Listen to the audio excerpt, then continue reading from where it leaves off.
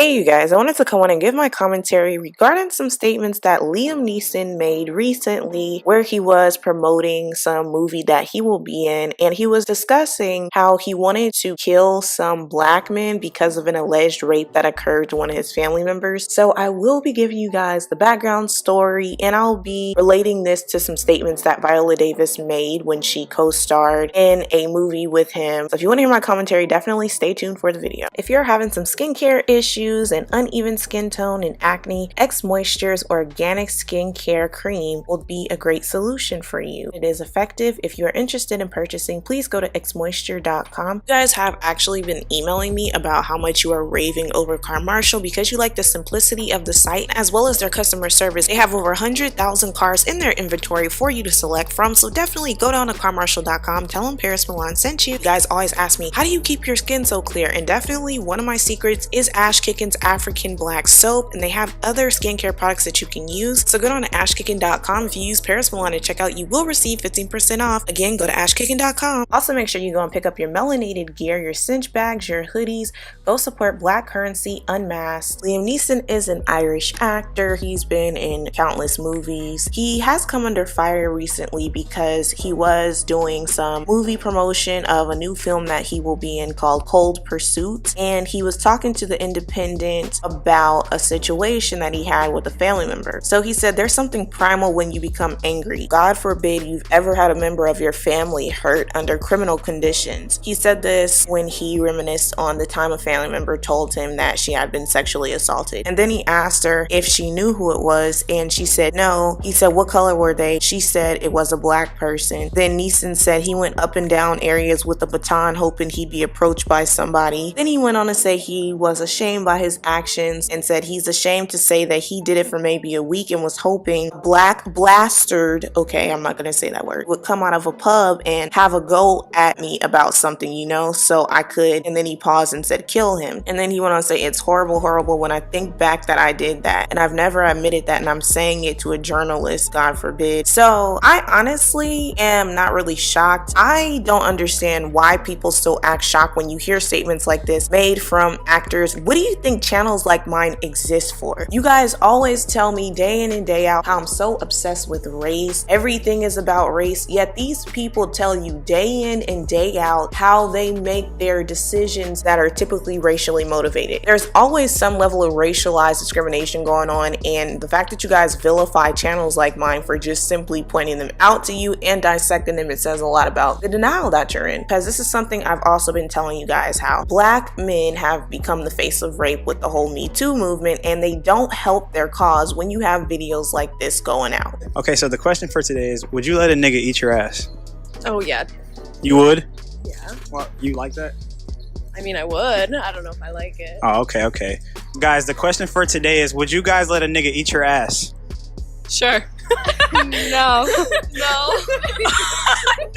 So you guys just saw in that video, this young black man clearly looks like a predator asking these idiotic questions, and in the height of this Me Too era, but a lot of them don't really give a F. They're willing to risk it. Liam Neeson clearly has a privilege because there's no way a freaking black man would be able to admit something. Law enforcement doesn't think about investigating it. The first question that you asked this family member was, well, what color were they? You didn't ask about an actual physical description like their height, their eye color, what they were wearing. All you were concerned about, what color were they? I think the worst part of this is that he wasn't necessarily trying to find the person in particular who allegedly raped his family member. He was just going to take it out on all black men. And this was the mentality that Dylan Roof, the Charleston church shooter, took on, was that he said, I'm tired of these men raping our women. And he took it out on not only black men, but the main victims in the shooting was black women. So for black women that feel like, oh yeah, this is just a black man problem, these men oftentimes don't just hate black men, they also will hate their female counterpart, which is black women. I wouldn't be shocked if this story was actually false, because there has been a history of some of these white women going around lying about rape. And for example is Nikki Avino. I've told you guys about this story before, where she accused these two football players of raping her, and it turned out to be a lie, and one of them actually lost their scholarship because of it. There's also been other cases where these women dated black men or had some sort of past sexual encounter with them, and because they were ashamed of it, they decided to go ahead and lie about rape. And again, her her story could very much so be true, but it just doesn't add up that the first thing that you ask is, what color were they? That lets you know that this man clearly has some racist views. Another thing that I'm disturbed by is when he was co-starring in the movie Widows with Viola Davis. I don't know if you guys saw that movie. I did not see it. Viola Davis was really celebrating this moment for darker skinned women of color. Y'all know I can't stand that term. But here's what she had to say. She said, for me, this is something you'll not see this year, last year, the year before that. That is a dark skinned woman of color at 53 years old kissing Liam Neeson. Not just kissing a white man, she adds Liam Neeson a hunk. I said bitch where? And kissing him sexually, romantically. I think I understand where she was coming from, is that she is celebrating the fact that a darker skinned woman is able to be in a position of being the lead feminine character, because I think too often that these darker skinned women who are in these movies, oftentimes they present them as being very barbaric, pretty masculine, and not the face of beauty, and they like to put them in the Aunt Jemima type roles or the Hattie McDaniel type roles where they're kind of unattractive, overweight, out of shape, and just completely undesirable. However, I feel like she was celebrating that for the wrong person, clearly, as this has come out. And I think it's sad because it just kind of confirms how it seems like some of our women are grasping for straws when it comes to being celebrated and appreciated. I think that they celebrate moments where they are being the face of beauty when they are alongside a white man, but they don't look at this white man's background. They don't look at their history. Trust me more than anyone understands the dynamic that we are dealing with some of our men, where in the media we are shown that we are not protected by them, we are not valued by them, they're not really trying to marry us, they're not trying to protect us, they're not trying to support us. But on the same token, don't vouch for validation from a man like a Liam Neeson. Stop vouching for validation from these white supremacist males. Look at the deck that you're handed. Are you seriously going to tell me that you would prefer to be in a romantic relationship with a white supremacist male when in reality, when the relationship is over, he can use the law against you, he can have you executed, and they'll just come back and say, well, you killed yourself? Or are you just simply going to try to work it out with your own men and potentially try a different culture than what you're used to? I think that the second is a better solution for some of us if you are having problems with Black American men. Now, another thing that I want to touch on is the reaction of Viola Davis being in this movie with Liam Neeson. I think that because of the movie Monsters Ball, because some Black people still subscribe to the one drop rule, a lot of Black people identify Halle Berry as being Black when in fact she's biracial. However, what I notice is that when it comes to these movies like Widows and movies where they have Black women as a love interest alongside non-Black men, some Black men really get up in arms about it. They're disgusted, and then they like to point out the whole Michael B. Jordan thing, which is completely separate. Because when you think about Michael B. Jordan was pandering to the Black audience because he knows they are a big supporter of his, and so because of that, when it came out that he was dating a non-Black woman and Black Panther was coming out, he didn't want it to affect the movie's ratings, so that's where he was starting to flirt with Lupita and acting like he just loves Black women so much. He was pandering. But when it comes to Black women doing the same thing, where they're just simply the love interest of a non-Black man in a movie, you guys are mad. But when these men in real life are actually going after non-Black women, you guys tell us that we're policing you. Back to the original point I was making about Monsters Ball. I've heard so many videos of some Black men complaining about Monsters Ball and that Black women really shouldn't complain about swirling when you have movies like Monsters Ball where there was this really graphic scene between Billy Bob Thornton and Halle Berry. My thing is, like, first of all, Halle Berry is not even a Black woman. Secondly, this is just a freaking movie. You guys have had movies like Jungle Fever and Mississippi Masala where the Black man was the lead actor and his co-star and the leading female in the movie was non-Black. But when it comes to Monsters Ball, you're gonna hold that to us for the rest of our lives. You're gonna hold Widows to us for the rest of our lives. You guys don't really acknowledge the hypocrisy there. I want to also address the Black female swirlers. Some of the problem that I have with some Black female swirlers, and this isn't all, like some of y'all are actually cool and some of you guys are like, hey, even though I am dating outside of my race, I'm not going to ignore racism. I'm not going to pretend like it doesn't exist. However, you have some of those that are the incorrigibles. It's like you could put in their face that these men that they're lusting after are white supremacists and they're in complete denial. But here's the issue that I have with some of them. Some of them are so disgruntled that they will literally sit over here and talk about the Black men that they have encountered that have been of completely poor quality, and they attribute it to every single Black man, even if these Black men are decent, and then they'll turn around and be open to dating men who are open white supremacists. And that's the problem that I have. You can also just see it with this Black woman that is married to one of the members of the Proud Boys, and this also confirms to me what I've been telling you guys for a long time that nobody seems to grasp. Just because a person person may present to the public that they have a certain racial ideology, in their private life, they still may like to dabble with black people. I mean, look at Strom Thurmond. He was a segregationist. He hated blacks. He hated the thought of blacks. Yet he had a child with this young black girl who was a quote unquote domestic worker. I mean, pretty much say she was a slave. And she was 15. Now, the age of consent in South Carolina is actually 16. So at that time, that pretty much would have been constituted as statutory rape. And she was 15. She gave birth at 16 to Essie Mae. And that just shows you there. These men can clearly hate black people, but some of them will still try to have babies with black women, or some will go ahead and just outright marry you. It doesn't change the fact that they're still racist though. So I need for us to understand that just because you date outside your race and you're with a person that is non-black, it doesn't mean that they are less racist or, you know, trying to understand the black struggle. It just might mean that their own community has rejected them and you're pretty much getting somebody's throwaways. That's just something I want you to pay attention to. We also need to identify how we can solve this issue if you are having problems with black American men. Now, sometimes it can be your demographic. You could possibly be living in an area where you're in a college town where there is a culture going on, like a hookup culture, where these men are not necessarily trying to settle down and wife you, and that could be a problem that you need to identify and think, well, maybe I need to get out of my city. For example, there's a city in California named Berkeley. If I was a young black woman living in Berkeley, I don't think that I would be looking to date anyone in that immediate area, especially like on Telegraph and University, because a lot of those men there, if you do encounter some black men, they're in college. They're not trying to think about family. I mean, some of them are, but on a grand scale, a lot of them are not trying to start a family. They're focusing on trying to snag this degree so that they could potentially land a career in the field that they obtained a degree in. You also have to think about, am I living in a town where there's a high amount of senior citizens? Maybe there's not black men approaching me around my age because the age of people that I'm surrounded by are out of the age that I typically want to date in. You also have to look at the socioeconomic status that is surrounding you. Am I living in a poor area where I'm most likely going to encounter black men who are one of those that just hang outside all day, you know, the Rodneys, Ray Rays that they like to say? Am I hanging around men who are shiftless, who are low quality, who have several kids by several women? Am I putting myself in a position where I'm not necessarily around men who are high tier, upper echelon type men? You have to look at those things. So you have to kind of analyze your situation and think, okay, I've identified the problem. Here's something I need to do. Maybe I need to travel outside of my city and see if there are men who are willing to approach me who are making a decent amount, who are family men, and you can go to different events where these men are present. I mean, some of y'all need to start going to these real estate events because there are some black men there that are bachelors and they make a decent income. You also probably need to start looking at men who are investors. If you go to Silicon Valley is like the San Jose, the South Bay area, where there are some black Negro nerds out there. I mean, and some of these Negro nerds are not the toxic Negro nerds that I'll probably talk about that in another video. I'm talking about the Negro nerds that are single, these Negro nerds that are eligible, these Negro nerds that are driven, and they're also looking for some black female counterparts to start a family with. There sometimes are a few in between, but they're definitely out there. And a lot of them are into tech. A lot of them are into Forex. There's these Forex seminars that you can go to. Some of them are free, but others you do have to pay a pretty penny for it, but still they are out there. And the thing is, what is the common denominator here? You have to present yourself in these situations. You're not on the prowl just desperately looking for them. You're putting yourself in the position for you to be chosen. And hey, if you don't have success there, go invest in a passport. Okay, I have a passport. It cost me like $200+ because I wanted mine expedited, and also I didn't have my ID on me at the time, so I had a witness there. So mine had all these fees that I had to rack up, so it was $200. But the standard passport may run you around $110 to like $170. You need to get out and travel. Sometimes the issue is not necessarily because you are in the demographic that you're in. Maybe it's a cultural issue. If you feel like you're not having success with black American men, try dating these black men outside of your culture. Some countries that you could try to visit are some of the Latin countries. You could try Brazil, you could try Belize, you could try the Dominican Republic. You could also try to go to some Caribbean countries. There are some decent men that actually own land out there. I've heard some women talk negatively about Jamaican men. I don't know, you guys can correct me in the comment section. I've also heard them say bad things about men that are actually in Africa. I do not recommend you actually going into Africa. If you are going to date an African man, I would prefer one that is already established in a country like America potentially. Some of them do have a coon mentality, but there are some who were raised in a two-family parent household and they don't have colorist views and they don't have self-hate and they actually want to be with a black American woman. I want to make a disclaimer. You are going to date black men in the diaspora. You probably don't want to do it with some of these UK black men. Some of them are coming from Africa, going straight to the UK simply on the prowl for non-black women. You also get these brain dead coons like O'Hara Davies who feel like white women are prizes. Leave those type alone. There is no converting them. But I'm thinking more along the lines of these men that are in different cultures, but they have migrated to the United States. They are making a decent living. They come from the immigrant families who are first generation immigrant families, but they were born in the United States, or some of them migrated over to the United States when they were young. There's different men of different cultures that I feel like you should try dating before you jump the gun and try to date outside your race. I hope this video wasn't too long, but I just want to tell you that there are options out there available for you. You should not have to settle down with a racist like a Liam Neeson who is out here gunning for black men to kill because they have some sort of prejudice going on where they feel like, you know, black men are rapists and all these things going on. These black men are your sons, so if they're willing to kill your sons, I'm not sure why you think that they're willing to not kill you. Look at what happened with that young black girl who got knocked out by a white man. Look at the situation where black woman almost got snatched across the counter by that white man on her job. So those cases should let you know that if these men do not respect black men, more times than not, they're not willing to respect black women or protect you black women. So I hope my solutions that you guys will try them out. You know, I'm always identifying the problems in my video, but I wanted to try something different on what I've tried, and it's actually been successful for me thus far. So please let me know what you think about Liam Neeson's comments. Make sure you like, comment, subscribe, and share your thoughts below, and I'll talk to you guys in my next video. Bye!